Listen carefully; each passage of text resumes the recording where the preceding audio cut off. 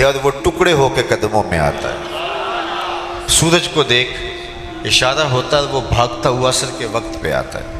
علی نبی وآلہ وصحبہ وبارک وسلم۔ قال اللہ تعالی وتبارک فی القرآن المجید والفرقان الحمید فی شان حبیبہ مخبرا وآمرا ان اللہ وملائکتہ یصلون علی النبی یا ایہا الذین آمنوا صلوا علیہ وسلموا تسلیما۔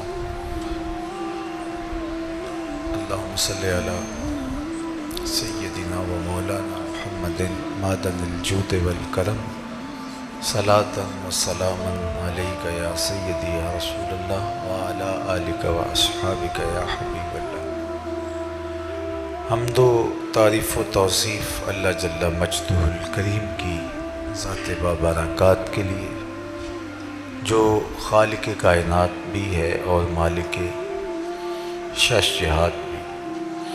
اللہ جل وعلا کی حمد و ثنا کے بعد رسول رحمت، شفیع معظم، نبی محتشم حضور ختم المرتبت صلی اللہ علیہ وآلہ وسلم کے حضور ناز میں اپنی عقیدتوں، ارادتوں اور محبتوں کا خراج پیش کرنے کے بعد واجب الاحترام ذوی الاحتشام عالی مرتبت ذی وقار علماء کرام، سامعین، حاضرین، جیسا کہ آپ سب کے علم میں ہے کہ یہ موسم رحمت ربیع الاول اپنی تمام توانائیوں کے ساتھ جلوہ گر ہے، اور حضور کے ذکر کی خوشبو کراں تا بکراں پھیلی ہوئی ہے۔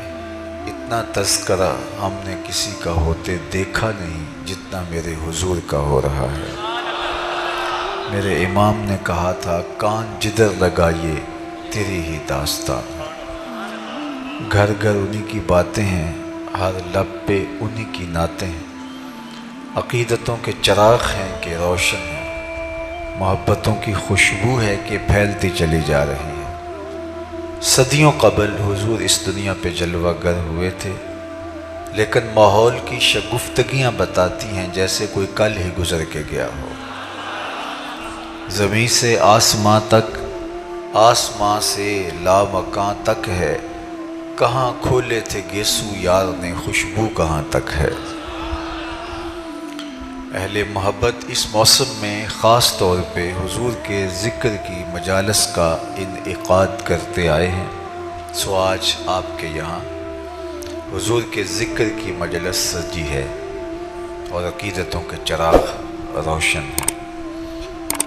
آپ کے شہر میں ایک مرتبہ پہلے بھی اسی مسجد میں حاضر ہوا تھا اور گفتگو کی سعادت نصیب ہوئی تھی، اور اس کے بعد عالی مرتبت علماء کرام، ہمارے دوست اور بہت سارے لوگوں نے مجھے کہا، مصروفیات آڑے آئیں تو حاضر نہ ہو پایا، اور خیال تھا کہ انشاءاللہ سب سے کہا تھا کہ اللہ نے چاہا تو ضرور کبھی حاضری ہوگی۔ تو ہمارے محترم جناب قاسم حسان صاحب کی والدہ ماجدہ کا انتقال ہوا، تو ان کا یہ اصرار تھا کہ آپ جہلم پہ آئیں، تو میں نے کہا ضرور انشاءاللہ، میں جب بھی فیصل آباد آیا تو ساتھ جڑا والا میں ضرور حاضری ہوگی۔ تو جو کرونا اور دیگر حالات تھے تو کافی تاخیر ہو گئی، لیکن شکر ہے کہ ربیع الاول کا مہینہ نصیب ہوا، اور آج میں اور آپ یہاں جمع ہیں حضور کے ذکر اور حضور کی یادوں کے چراغ روشن کرنے کے لیے، اور اپنی عقیدتوں کا نیاز پیش کرنے کے لیے، اور ساتھ ہی اختتام پر عزیزم کی والدہ کے لیے مغفرت کی دعائیں، التجائیں اور تمنائیں لیے بارگاہ عزتی میں حاضر ہوں گے۔ اللہ مرحومہ کو کروٹ کروٹ جنت کی بہاریں نصیب فرمائے۔ ملک کے اندر جو معروضی حالات تھے کئی دنوں سے، اور جس طرح کی صورتحال درپیش تھی، شکر ہے کہ وہ اب بہتری کی طرف چل پڑی ہے، اور اللہ تعالیٰ میرے وطن کو ہمیشہ امن، رحمت اور کرم نوازیوں کے حصار میں رکھے۔ حضور کا میلاد اور میلاد کے حوالے سے اہل محبت کا تذکرہ نور، یہ یقیناً ہمارے لیے سعادت جاں ہے اور تسکین قلب ہے۔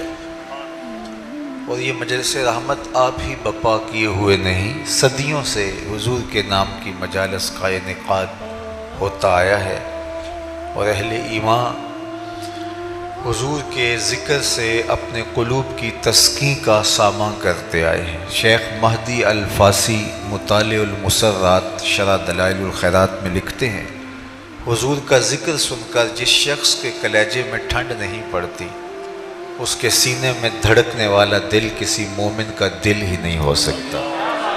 یہ ہو ہی نہیں سکتا کہ ان کا ذکر ہو اور قرار باطن نصیب نہ ہو۔ میرے شہر کے ایک پنجابی شاعر نے کہا تھا، تینوں سینے دی میں ٹھنڈ آکھاں، تینوں سینے دی میں ٹھنڈ آکھاں، شہد گلاب تے کھنڈ آکھاں، تینوں نبیاں دا میں لاڑا آکھاں، تیرے ہجر دے وچ میں ہاڑا آکھاں۔ تو ان کا ذکر یقیناً اہل ایمان شروع سے کرتے ہیں، اور یہ ہمارا دستور عمل بھی ہے، یہ طرز حیات بھی ہے، تسکین قلب اور قرار باطن کا ذریعہ بھی ہے، اور ہمارے بڑوں کی سنت شروع سے یہ چلی آ رہی ہے۔ پہلے میں آپ کو ایک محفل میں لیے چلتا ہوں جس کو منعقد ہونے کے لیے مسجد نبوی کا صحن نصیب ہوا۔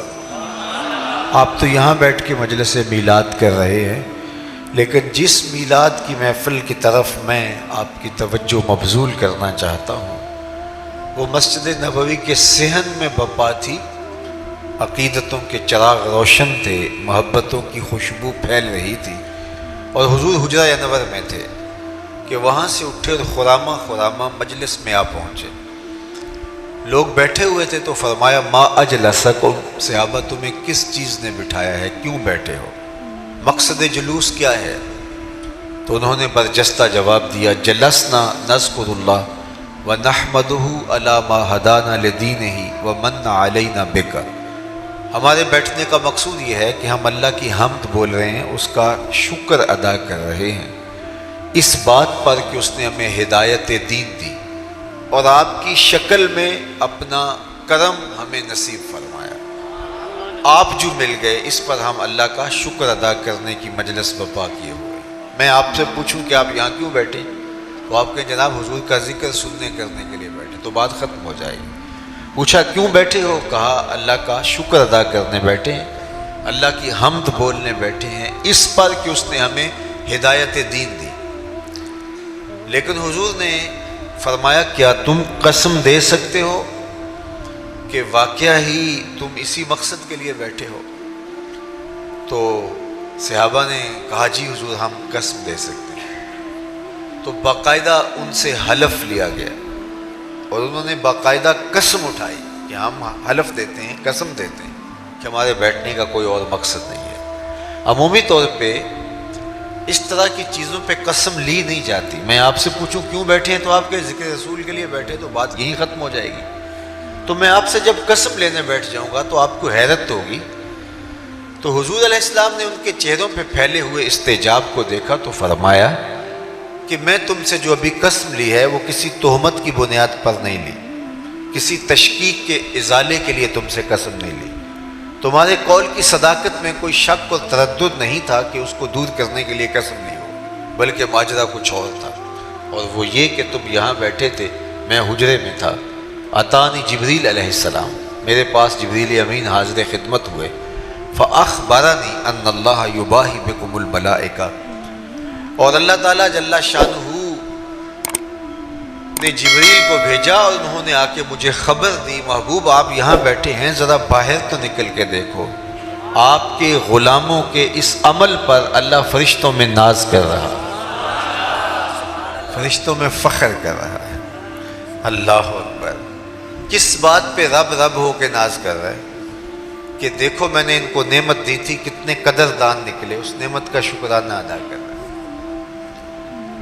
اللہ کی رحمتوں سے کوئی بعید نہیں کہ آج کی مجلس بھی قبول فرما لی جائے، اور اللہ فرشتوں سے فرمائے دیکھو صدیاں بیت گئی، یہ آج بھی بیٹھ کے اس نعمت کا شکرانہ ادا کر رہے ہیں۔ باقی جہاں تک حق کے شکر کی بات ہے تو یہ ایک دن کا محفل میلاد، ایک شب کی محفل میلاد، ایک مہینے میں محافل کا تسلسل یہ حق کے شکر ادا نہیں کر پاتا۔ ساری زندگی بھی پیشانی سجدے میں رکھ دیں، اس نعمت عظمیٰ کا پھر بھی شکریہ ادا نہ ہو پائے، اس لیے کہ اللہ نے حضور علیہ السلام کی صورت میں اتنا بڑا انعام ہمارے اوپر کیا۔ میں تو یہ بات کہتا ہوں کہ ہمارے بدن پہ اتنے بال نہیں ہیں جتنے رسول اللہ کے احسانات ہیں۔ ہمارا بال بال قرض رسالت میں جکڑا ہوا ہے، ہمیں ان کے لائے ہوئے طریق کو، ان کی سنت کو، ان کے نظام شریعت کو عملاً اپنے اوپر نافذ کرنا پڑے گا، اور ہمارا طرز عمل، ہماری زندگی، ہمارے شب و روز، ہمارے لہجے، ہمارا اٹھنا بیٹھنا، نشست و برخاست گواہی دے کہ یہ حضور علیہ السلام کا غلام ہے۔ میرے استاد فرمایا کرتے تھے یہ نہ ہو کہ لوگ تمہیں پوچھیں تم کون ہوتے ہو، تم مذہب کا حوالہ پیش کرنے کے لیے کارڈ پیش کرو، یہ دیکھو مذہب کے خانے میں اسلام لکھا ہے۔ تو فرمایا کرتے تھے صاحب نہ کسے پوچھنا پڑے، نہ تمہیں بتانے کی نوبت آئے، تمہاری وضاقتہ، طرز زندگی، انداز معاشرت، تمہارا کیا ہوا وعدہ، تمہاری گفتگو، تمہارے لہجے کی مٹھاس، تمہارا انداز تکلم، تمہارے زندگی کے اسلوب اور طور طریقے ایسے ہوں، تم دور سے چلے آ رہے ہو، لوگ کہیں وہ دیکھو حضور کا غلام آ رہا ہے۔ نور آنکھوں میں تو چہروں پہ اجالے ہوں گے، مصطفیٰ والوں کے انداز نرالے، دنیا میں بھی ان کے دم سے مقدر چمکا، محشر میں بھی ان کی رحمت کے حوالے ہوں گے۔ تو اگر ہم ساری زندگی شکریہ ادا کرتے رہیں پھر بھی حق کے شکر ادا نہ ہو، خدا شناسی تو بڑی دور کی بات ہے، ہم خود شناس بھی نہ ہوتے اگر حضور نہ آتے، ہمیں تعقل ذات بھی نصیب نہ ہوتا، من کا عرفان بھی نہ ملتا، خود ہی سے آگہی نہ ملتی، ہمیں یہ بھی نہ پتہ ہوتا کہ ہم کون ہیں۔ اور مجھے بتاؤ جس کو یہ بھی پتہ نہ ہو کہ میں کون ہوں، اس کے پلے ہوتا کیا ہے؟ اقبال نے کہا تھا اپنے من میں ڈوب کر پا جا سراغ زندگی، تو اگر میرا نہیں بنتا نہ بن، اپنا تو بن۔ اور جو اپنا بھی نہیں ہے، جس کو پتہ ہی نہیں کہ میں کون ہوں، 22ویں گریڈ کا افسر ہو اور درجہ چہارم کے ملازم کو سلوٹ کر رہا ہو، تو لوگ کہیں اس کو پتہ ہی نہیں ہے کہ اس کا منصب کیا ہے۔ اشرف المخلوقات ہو، وَلَقَدْ كَرَّمْنَا بنی آدمہ کا تاج سر پہ سجا ہوا ہو، مسجود الملائکہ ہو، مقصود کائنات ہو، لیکن وہ مٹی کے مادھوؤں کے چرنوں میں اپنی پیشانی کا تقدس پامال کر رہا ہو، وہ پتھر کے اصنام کو اپنا معبود مان رہا ہو، تو بتائیے کہ پھر وہ کھڑا کہاں ہے؟ انسان کی تاریخ اتنی شرمناک ہے، اس نے اجرام فلکیہ کو، اس نے مظاہر فطرت کو، بہتے پانیوں کو، جلتی آگ کو، چلتی ہواؤں کو، حشرات الارض کو، چوپایوں کو، بلکہ یہ مچھلی پکڑنے کے لیے کانٹے کے ساتھ جو کیچوا لگایا جاتا ہے، اس نے اس کو بھی اپنا معبود مانا ہے۔ ایک زمانہ انسان پہ ایسا بھی گزرا ہے کہ اس نے حشرات الارض اور کیڑوں مکوڑوں، سانپوں اور بچھوؤں کو اپنا خدا مانا، تو اسے پتہ ہی نہیں تھا کہ میں کون ہوں۔ جو چیزیں اس کی خدمت کے لیے بنائی گئی، نوکری کے لیے بنائی گئی، هو الذی خلق لکم ما فی الارض جمیعا، اس پہ شاہد عادل ہے کہ کائنات کا چرخ تو انسان کے گرد گھوم رہا ہے، لیکن یہ درختوں کو، حشرات الارض کو، سواریوں اور جانوروں کو اور مظاہر فطرت کو اپنا معبود سمجھ رہا ہے۔ حالانکہ درخت اس لیے پیدا کیے گئے تھے اسے آکسیجن فراہم کریں، اسے چھاؤں دیں، اس کو پھل فراہم کریں، اس کے ایندھن کے کام آئیں، یہ ان کو اپنا معبود سمجھ رہا ہے۔ اجرام فلکیہ اس کی راہوں میں روشنی اجالنے کے لیے، اس کے ذوق نظارہ کی تسکین کے لیے پیدا کیے گئے تھے، یہ ان کے سامنے ماتھا ٹیک رہے ہیں۔ یہ پتھر، یہ اصنام، یہ ساری اس کی خدمت کے لیے چیزیں پیدا کی گئی تھی، یہ جانور اس کی سواری کے لیے، اس کی بار برداری کے لیے، دودھ اور غذائی ضروریات کی فراہمی کے لیے پیدا کی گئی تھی، یہ ان کو اپنا معبود سمجھ رہا ہے۔ یہ تو حضور نے آ کے بتایا یہ تیرے معبود نہیں ہیں، یہ تیری دہلیز کے نوکر ہیں۔ نہیں تو دیکھ چاند کو پوچھتا ہے، معبود سمجھتا ہے، یہ دیکھ وہ اٹھتی ہے اور وہ ٹکڑے ہو کے قدموں میں آتا ہے۔ سورج کو دیکھ، اشارہ ہوتا ہے، وہ بھاگتا ہوا عصر کے وقت پہ آتا ہے۔ درختوں کو میں ہی نہیں جا کے تو ہی کہہ دے تمہیں اللہ کا رسول بلا رہا، تو درخت آ کے قدموں میں سلامی بھی دیتے ہیں، سجدہ ریز بھی ہوتے ہیں۔ اب انسان کی آنکھیں کھلتی ہیں، جن کو میں معبود سمجھ رہا تھا وہ تو میری دہلیز کے نوکر نکلے۔ شمس و قمر اشاروں پہ بھاگ رہے ہیں، درخت سلامیاں دے رہے ہیں، پتھر ابو جہل کی مٹھی میں ہے، کلمے محمد عربی کے پڑھ رہے ہیں صلی اللہ علیہ وآلہ وسلم۔ اب اسے سمجھ آئی کہ میں کون ہوں، اور اپنے آپ سے اس کی ملاقات ہی تب ہوتی ہے جب حضور کی دہلیز پہ آتا ہے۔ اب اس کا بدلا ہوا لہجہ دیکھیے، اس کی تبدیل شدہ ٹون دیکھیے۔ اب یہ بولتا ہے فرشتہ کہنے سے میری توقیر گھٹتی ہے، میں مسجود ملائک ہوں، مجھے انسان رہنے دو۔ کہتا ہے خبردار، مجھے فرشتہ بھی کہا تو اس سے بھی فرق پڑتا ہے مجھے، فرشتوں کی پیشانیاں تو میرے حضور جھکتی رہی ہیں۔ اللہ اکبر۔ تو انسان کو شعور ذات ملا، اپنے من سے آگہی ملی تو وہ حضور کی دہلیز سے ملی، اور اگر یہ در نہ ملتا تو آج بھی یہ بھٹک رہا ہوتا۔ یہ بالکل آپ کی ہمسائیگی میں انڈیا بستا ہے، پی ایچ ڈی ڈاکٹر ہے اور بت کے آگے ہاتھ جوڑے کھڑا ہے۔ اس کی عقل و بینش، اس کا فہم و ادراک، اس کی اتنی بھاری بھرکم ڈگری اسے نہیں بتا رہی کہ اپنے بدن پہ بیٹھی مکھی تو اڑا نہ سکے، میری ضروریات کا کفیل کیسے ہو سکتا ہے، لیکن وہ ہاتھ جوڑے کھڑا ہے۔ ایک MBBS ڈاکٹر ہے اور گائے کے پیشاب کو تبرک سمجھ رہا ہے اور چسکیاں لے لے کے پی رہا ہے۔ اس کی طبیعت میں کوئی نفاست نہیں ہے جو فیصلہ دے کہ یہ ایک جانور کا بدبودار فضلہ ہے، اور اس کی طبیعت میں کوئی ایسی چیز نہیں کہ اس کو اس سے تعفن محسوس ہو، اس کی طبیعت میں تقدر آئے۔ تو وہ اتنا پڑھا لکھا ہونے کے باوجود بھی شعور کی پستیوں میں گرا ہوا ہے کہ ایک جانور کے فضلے کو تبرک سمجھ رہا ہے۔ اور دوسری جانب میں نے اپنی مسجد کی ٹوٹیوں پر ایک 7 سال کے بچے کو دیکھا کہ وہ اپنے پائنچے کو مل مل کے دھو رہا تھا، تو میں نے جھڑکنے کے لہجے میں کہا کہ تم نے اتنا زیادہ پانی کھولا ہوا ہے؟ تو وہ لجاجت بھرے لہجے میں مجھے کہتا ہے کہ جناب میں گلی سے گزر رہا تھا، کسی جانور کے پیشاب کا چھینٹا میرے پاؤں پہ گر گیا ہے اور میں سکول جا رہا ہوں۔ میں حیرت میں ڈوب گیا کہ اس ڈاکٹر کو تو سمجھ نہیں آئی، اس 7 سال کے بچے کا شعور اور اس کے اندر رکھا ہوا تقدس اتنا ہے کہ وہ پائنچے کے اوپر پیشاب کے پڑے ہوئے غیر مری چھینٹے کو بھی گوارا نہیں کر رہا، اور وہ کوئی پرانی عمر کا نہیں ہے، وہ ابھی 7 سال کا بچہ ہے، درس نظامی کا فاضل نہیں ہے کہ جس نے نجاست غلیظہ و خفیفہ کے حکام پڑھے ہوں، وہ پہلی دوسری کلاس کا طالب علم ہے۔ میں نے کہا مالک تیری قدرت کہ MBBS ڈاکٹر کو سمجھ تو نہیں آئی، اس 7 سال کے بچے کو سمجھ آ گئی۔ تو اندر سے جواب آیا کہ وہ ہے ڈاکٹر، لیکن اس کے ہاتھ میں دامن حضور کا نہیں ہے، اور یہ ہے بچہ لیکن ماں نے گٹی میں پیار ہی حضور کا دیا ہے، اس لیے تقدس اس کی روح تک اتر گیا ہے۔ روشنی تو اس دہلیز سے ملتی ہے۔ سید سلیم گیلانی مرحوم نے کہا تھا کہ نہ خرد کی روشنی تھی، نہ جنوں کی آگہی تھی، نہ خرد۔ یہ نعت کا اسلوب دیکھیے، آج کل تو وہ ہمارا نعتیہ کلچر بھی پتہ نہیں کہاں لڑک کے کہاں چلا گیا ہے۔ بٹن ٹھاں کر دیتے، بٹن ہاں کر دے، اور لوگ آگے سے سبحان اللہ پکار رہے ہوتے ہیں۔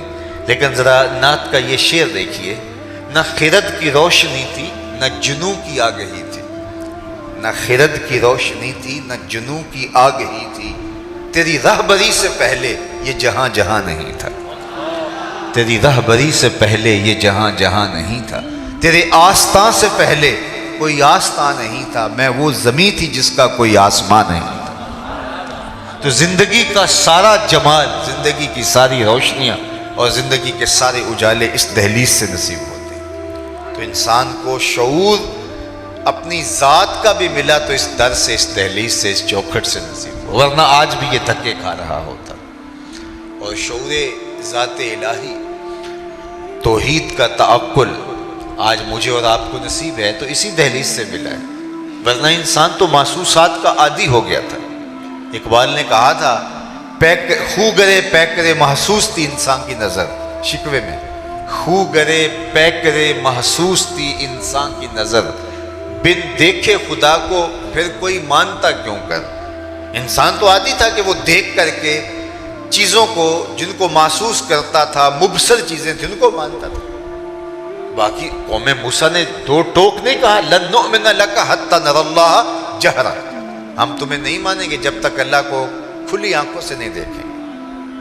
لیکن یہ حضور کے غلاموں نے نہیں کہا کہ ہم اللہ کو دیکھیں گے تو مانیں گے، کہا تجھے دیکھ لیا اسے دیکھ لیا۔ حضور آئینہ جمال خدا ہے، من رآنی فقد رأى الحق، جس نے مجھے دیکھا اس نے اللہ کو دیکھ لیا۔ تو ایک ایسی ذات پر اتنا پختہ یقین اور اس قدر تیقن کہ گرمیوں کے سخت روزے اور زبان کانٹا بنی حل خشک ہے، اور 8 سال کے بچے نے روزہ رکھ لیا، اور ماں اس کو سمجھا رہی ہے کہ بیٹے یہ ٹھنڈا مشروب ہے پی لیجئے، کوئی نہیں دیکھ رہا، تو وہ بچہ بھی کہہ رہا ہے ماں اللہ دیکھ رہا ہے۔ ایک ایسی ذات پر اتنا پختہ یقین کیسے ہو گیا جس کو دیکھا نہیں ہے، جو سوچا نہیں جا سکتا، جو سمجھا نہیں جا سکتا، جو خیال اور فہم و ادراک کی حدود سے ورا ہے۔ وہ اکبر الہ آبادی نے کہا تھا تو دل میں تو آتا ہے سمجھ میں نہیں آتا، میں جان گیا بس تیری پہچان یہی ہے۔ سوچنے بیٹھے تو سوچا نہ جا سکے، تولنے بیٹھے تو تولا نہ جا سکے، سمجھنے بیٹھے تو عقل بے بس ہے، خیالوں کی حدود سے وہ ورا ہے، تو کیسے مانے؟ نہ جوہر ہے نہ عرض ہے، تو کیسے اس کو تسلیم کرے؟ اتنا پختہ یقین ہوا کیسے؟ تو میں تمہیں ایک کہانی سناؤں۔ سوا نامی ایک شخص جا رہا تھا، اس کے ہاتھ میں گھوڑا تھا، تو حضور کی نظر پڑی تو گھوڑا پسند آ گیا، تو اس کو کہا یہ بیچتے ہو؟ اس نے کہا جی بیچتا ہوں۔ کتنے کا؟ اتنے کا، سودا طے ہو گیا۔ فرمایا تاجرانہ غرض سے تو نہیں آیا تھا، میں تو گزر رہا تھا، اچانک تمہارے سے سودا ہو گیا، تم رکو تو میں گھر سے قیمت لے کے آیا۔ اس نے کہا میں رکا ہوں۔ حضور گئے تو کسی نے اس کو کہا یہاں ٹھہرے ہوئے ہو؟ اس نے کہا کہ مسلمانوں کے نبی سے اس گھوڑے کا سودا کر لیا، تو وہ قیمت لینے گئے۔ تو اس نے کہا مجھ سے زیادہ پیسے لے لو۔ کہا میں ان سے سودا کر چکا ہوں۔ کہا کوئی گواہ تھا؟ کہا نہیں۔ کہا مکر جانا۔ اتنے میں حضور قیمت لے کے تشریف فرما ہوئے، تو سوا نے کہا کہ میں نے تو آپ کو گھوڑا بیچا ہی نہیں۔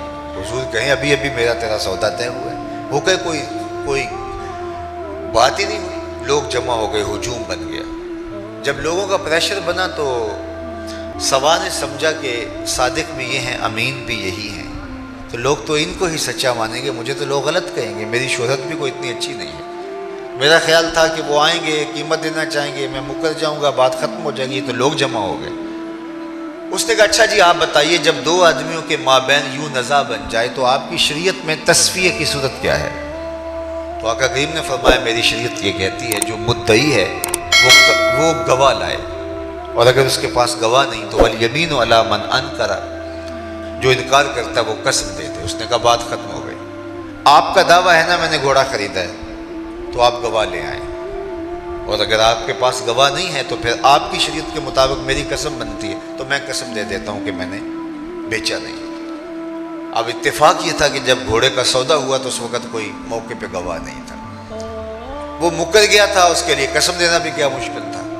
اس نے کہا جی ٹھیک ہے آپ کی شریعت کے مطابق ہی فیصلہ طے ہوا ہے، اگر آپ نے گھوڑا خریدا تو گواہ لائیے، نہیں تو مجھ سے قسم لے لیجئے۔ مجمع میں موجود حضرت خزیمہ بن ثابت انصاری رضی اللہ تعالیٰ عنہ آگے بڑے، سینے پہ ہاتھ رکھا اور سوا سے مخاطبت کرتے ہوئے کہا گواہی مانگتا ہے، میں گواہی دیتا ہوں۔ اللہ کے رسول نے تم سے گھوڑا خریدا ہے اور جتنی قیمت میں بتا رہے اتنے میں سودا ہوا ہے۔ اب وہ مفت تو دے نہیں رہا تھا، اس نے باقاعدہ اپنی مرضی کی قیمت سے طے کیا تھا، بس زیادہ پیسوں کے لالچ میں آ گیا تھا اور مکر گیا۔ اس نے راستہ نکلنے کا پا لیا، کہا جی ٹھیک ہے میرا مطالبہ پورا ہو گیا۔ اس نے گھوڑا دیا، حضور نے قیمت دی، لوگ ہٹنے لگے، مجمع چھٹنے لگا، تو حضور نے حضرت خزیمہ کو قریب بلایا، کہا گھوڑا بھی مل گیا، بات بھی سچی، لیکن تم نے گواہی کیسے دی؟ تم تو موقع پہ تھے ہی نہیں۔ تو سنو جو حضرت خزیمہ بن ثابت انصاری نے کہا، آپ کے سینے میں ٹھنڈ پڑ جائے گی، میں تقریر یہیں بھی چھوڑ دوں تو آپ ناراض نہیں ہوں گے، اتنی خوبصورت بات ہے۔ تو حضرت خزیمہ بن ثابت انصاری رضی اللہ تعالی عنہ کو فرمایا تم نے کیسے گواہی دی؟ تم تو موقع پہ موجود ہی نہیں تھے۔ تو حضرت خزیمہ بن ثابت بولے حضور گھوڑا کیا ہے؟ آپ کے کہنے پہ ہم نے رب کی گواہی دے دی۔ رب کو دیکھا تھا آپ نے کہا نا، جنت اور دوزخ کی گواہی دے دی آپ نے کہا تھا، تو گھوڑا بھی آپ ہی کہہ رہے تھے۔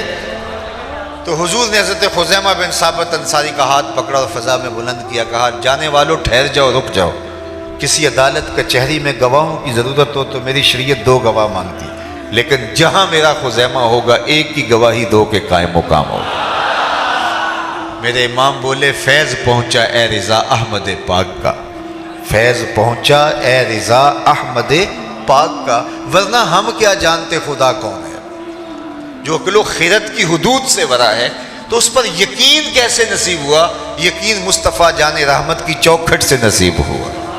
تو ساری زندگی ہم اس کا شکر ادا کرتے رہیں تو حق کے شکر ادا نہ ہو پائے کہ آقا کریم علیہ السلام کی وجہ سے ہمیں شعور ذات بھی ملا اور شعور ذات الہی بھی نصیب، ہمیں توحید کا تعقل اور نور اور ایمان اور تیقن اور یقین بھی نصیب ہوا، اور ہمیں اپنے من سے بھی آشنائی ملی۔ اور اگر یہ دولت نہ ملتی تو آج بھی ہماری پیشانی کسی بت کے آگے رسوا ہو رہی ہوتی، ہم کسی پتھر کو اپنا معبود مان رہے ہوتے۔ ایک شخص اسلام لانے کے بعد جاہلیت کی کہانی چھیڑ کے بیٹھ جاتا ہے اور کہا کہ جب میں اسلام نہیں لایا تھا تو اس دور کی 2 باتیں ہیں، ایک یاد آتی ہے تو ہنسی نہیں رکتی، ایک بات یاد آتی ہے تو آنسو نہیں تھمتے۔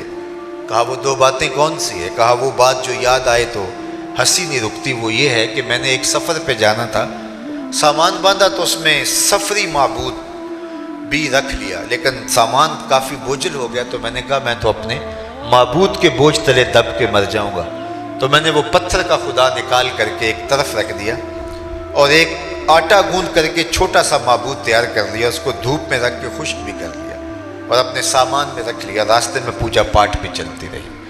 تو شاید سفر اندازہ سفر کے مطابق تھا، لیکن سفر کو 1-2 دن اوپر چلا گیا تو توشہ ختم ہو گیا۔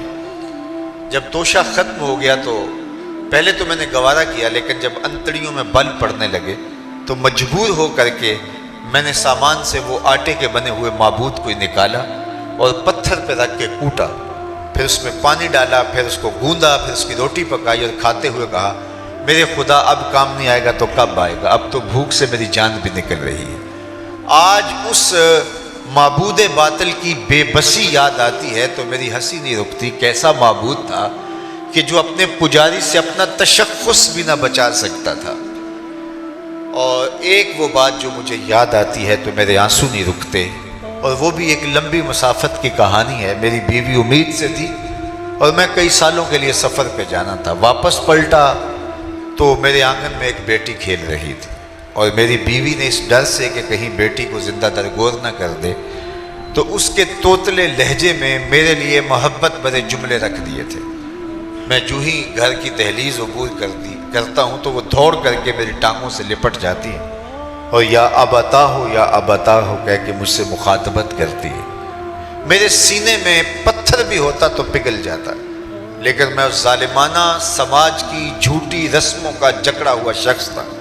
میں نے فیصلہ کیا کہ میں اس کو زندہ درگور کر دوں گا، اور اس کو باہر صحرا میں لے گیا اور ریت ہٹانے لگا اور گڑھا کھودنے لگا۔ میری بیٹی نہیں جانتی تھی کہ یہ ماجرا کیا ہے، اور وہ مجھے بار بار روکتی تھی آپ اتنی گرمی میں یہ مشقت کیوں اٹھا رہے ہیں، حتیٰ کہ پسینے سے جب میرا بدن شرابور ہونے لگا تو وہ اپنے ننھے آنچل سے میرے ماتھے کا پسینہ صاف کرنے لگے، لیکن میں تھا کہ میرا سینہ اس کے اندر درد مند دل نہیں تھا، ایک پتھر رکھا ہوا تھا۔ خیر گڑھا کھود کر کے جب میں باہر نکلا تو اس نے سکھ کا سانس لیا کہ میرے بابا کی مشقت ختم ہوئی، لیکن میں نے اس بیٹی کو اس میں دھکا دے دیا اور مٹی انڈھیلنے لگا۔ پہلے تو وہ کھیل سمجھتی رہی، لیکن جب اس کی سانسیں دبنے لگیں تو اس نے ننھے اور معصوم ہاتھ جوڑ کر مجھ سے زندگی کی بھیک مانگنی شروع کر دی۔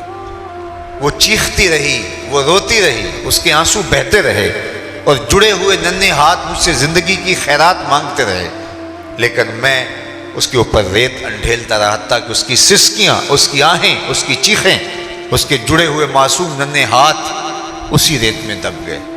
آج اسلام لایا ہوں تو اس کی چیخیں مجھے سونے نہیں دیتی ہیں۔ بیٹیوں کو زندہ درگور کر کے باپ فخر کر رہا تھا اور پورا معاشرہ اس لپیٹ میں تھا، اگر بیٹی زندہ ہوتی بھی تو اس کی تکریم نہ ہوتی۔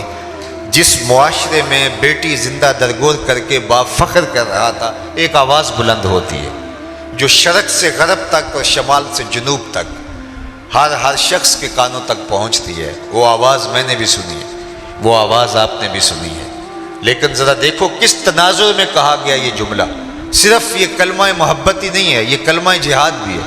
جب بیٹیوں کو زندہ درگور کر کے باپ فخر کر رہے ہیں، اس وقت آواز بلند ہوتی ہے، لوگوں سن لو، میری فاطمہ میرے جگر کا ٹکڑا ہے، میری فاطمہ میرے جگر کا ٹکڑا ہے۔